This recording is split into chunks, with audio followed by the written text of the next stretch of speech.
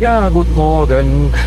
Ich habe gedacht, ich setze das Video einfach mal fort. Ich bin gerade auf dem Weg von Singwa nach Sinesch jetzt. Bin heute Morgen um 8 Uhr aufgebrochen. Ich habe fürchterliche Nacht hinter mir in der rolligsten Ankerbucht, die ich bis jetzt kennengelernt habe. Ich hatte gestern Abend für 3 Stunden, kurz nachdem ich den Anker geworfen hatte, ging der Wind hoch, erst auf 27 Knoten, dann auf bis zu 35 Knoten, was schlanke 8 Windstärken sind, und das in einer geschützten Ankerbucht. Das war schon nicht allzu lustig, und ja, der Wind ging aber dann genauso schnell, wie er gekommen ist. Geblieben ist ein ordentlicher Schwell in der Bucht, der die ganze Nacht auch nicht besser geworden ist. Ich habe ein bisschen gefühlt, als würde ich auf so einem elektrischen Rodeo-Bullen sitzen und Rodeo reiten. Das war irgendwie doof. Ich habe auch nicht allzu viel geschlafen und sehe deswegen, ich sehe mich gerade selber nicht, weil ich in der Sonne gucke, aber ich schätze, es sieht fürchterlich aus. Aber oberweise gibt es immer noch keinen Wind, und ich motore wieder. Ich möchte eigentlich gerne so um 4 Uhr in Sinesch sein, weil es da eine Gasfüllstation gibt, und ich habe 2 leere Gasflaschen aktuell an Bord, die ich da aufgefüllt haben möchte. Falls sich jemand fragt, warum ich so viel motore und ich ein bisschen einfach abwarte, der Grund ist, dass ich letzte Woche Besuch kriege. Mein Sohn kommt nach Faro, 2 Jahre, worauf ich mich sehr freue natürlich. Und ich möchte bis dahin gerne da sein. Es ist aber so, dass am Samstag unten an dem Kap bei Sagres der Wind sehr stark wehen wird. Also vorhergesagt sind wir 80 bis 30 Knoten. Und 30 Knoten rund um das Kap nach Sagres an die Algarve möchte ich nicht haben.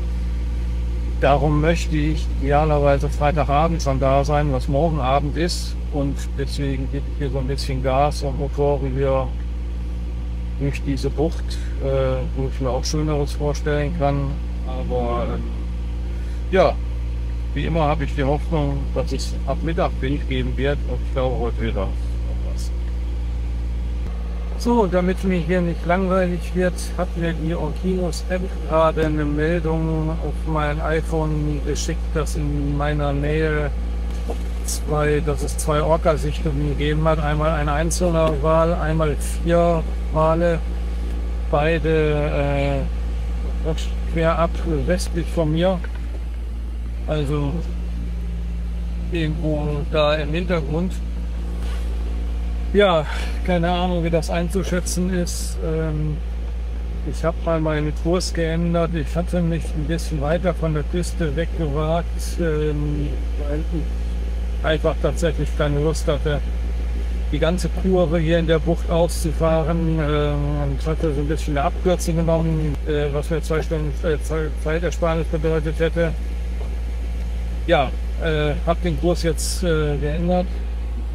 Wie man sieht, ist die Küste da jetzt kurz hinter mir. Ich bin jetzt auf der 60 Meter Linie. Ich war vorhin mal irgendwie auf 100, 120 Meter.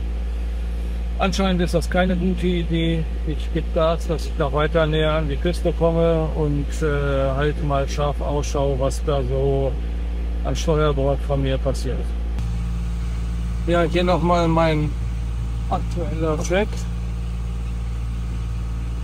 Man sieht, dass ich war eigentlich auf der 80 bis 100 Meter tiefen Linie unterwegs. Der Grund war zum einen, dass ich ein bisschen eilig habe.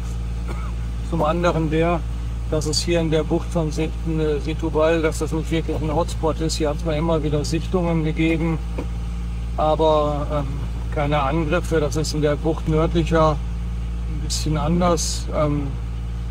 Deswegen ja, hatte ich das so beschlossen, was offensichtlich keine gute Idee war. Wie man sieht, bin ich jetzt wieder da unterwegs, wo ich es eigentlich geplant hatte. Also 20 bis 30 Meter Tiefenlinie, und danach oder daran werde ich mich jetzt auch für den Rest der Strecke halten, auch wenn es nervt. Ja, ich habe gerade die Warnung ein zweites Mal bekommen von der Orkinus-App. Man kann sich die halt so einstellen, dass man Warnungen, die in einem bestimmten Umkreis von einem selber, dass man die direkt aufs Handy bekommt. Ich habe die, wie gesagt, ein zweites Mal bekommen. Leider weiß man nicht, von wem diese Reports kommen. Das sind Sichtungen, wie gesagt, einmal eine Vierergruppe, einmal ein einzelnes Tier. Aber es ist natürlich eine scheiß Situation. Bin Richtung Land, also deutlich näher unter Land jetzt gefahren. Entspanntes Segeln ist anders, wenn man die ganze Zeit aufs Wasser gucken muss. Zu sehen, ob da jetzt was passiert, das sieht gut aus, aber ja, eigentlich hatte ich jetzt vor, den Rest des Stücks zu segeln endlich. Wir haben endlich mal so 10, 11 Knoten Wind, könnte ja gehen.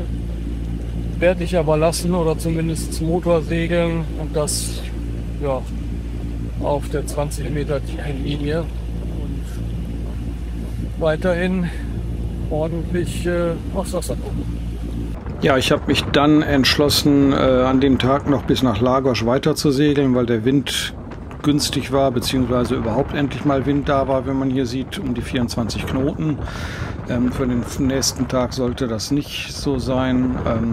Insofern bin ich dann 70 Seemeilen an dem Tag gesegelt. Am Ende noch sehr schön mit schönem Licht. Ich habe an der Westküste dann nicht mehr viel gefilmt. Wahrscheinlich, weil mir der Schreck in den Knochen saß nach den beiden Orkinus-Meldungen, aber auch, weil ich natürlich damit beschäftigt war, das aus Wasser zu gucken. Ich hoffe, das Video hilft euch ein bisschen bei eurer eigenen Planung und dabei sicher am Ziel anzukommen. Wenn dem so ist, würde ich mich sehr freuen. Ebenfalls freuen würde ich mich, wenn ihr mir ein Like da lasst oder ein Abo. Kostet euch nichts. Für mich ist es eine kleine Anerkennung für die nicht ganz unerhebliche Arbeit, diese Videos zu machen.